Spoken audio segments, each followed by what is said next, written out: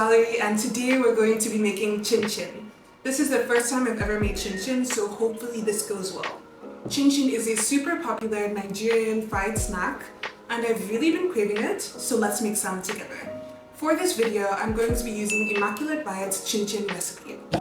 So all you need for the dry ingredients are 3.5 cups of flour, 3/4 cups of sugar, half a teaspoon of salt, 1/4 teaspoon of baking powder, 1 teaspoon of nutmeg. I actually don't have nutmeg, so I'm just going to substitute it with 1 teaspoon of ground cloves. And 1 teaspoon of lime zest. I actually didn't know lime zest was in Chin Chin, but that explains that citrusy flavor you get from fresh Chin Chin. So in the recipe it says we should mix the dry ingredients by hand, so I'm going to mix the dry ingredients by hand. Okay, so now that the dry ingredients are mixed together properly, we're going to add the butter. And we're also going to mix the butter into the dry ingredients by hand. Now that we've properly mixed the butter and dry ingredients well, we're going to add the wet ingredients.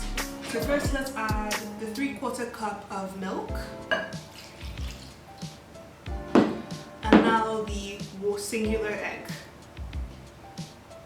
Okay, I'm gonna go get a spoon to mix this. Okay, so now I've gotten my wooden spoon to mix this up. The recipe told us to make this into a sticky ball, so let's do that.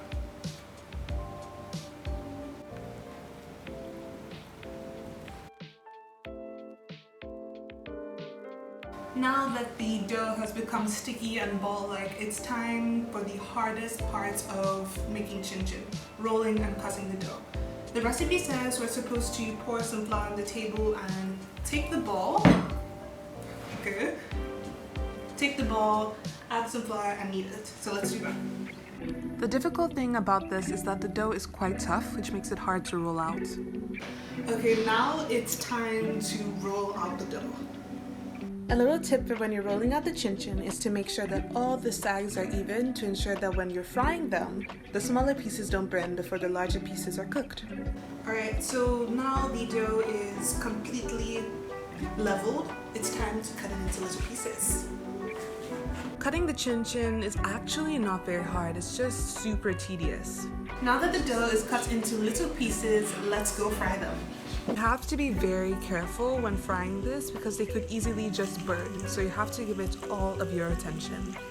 We're finally finished with making the Chin Chin and I'm super happy with how they turned out. Okay, let's try it.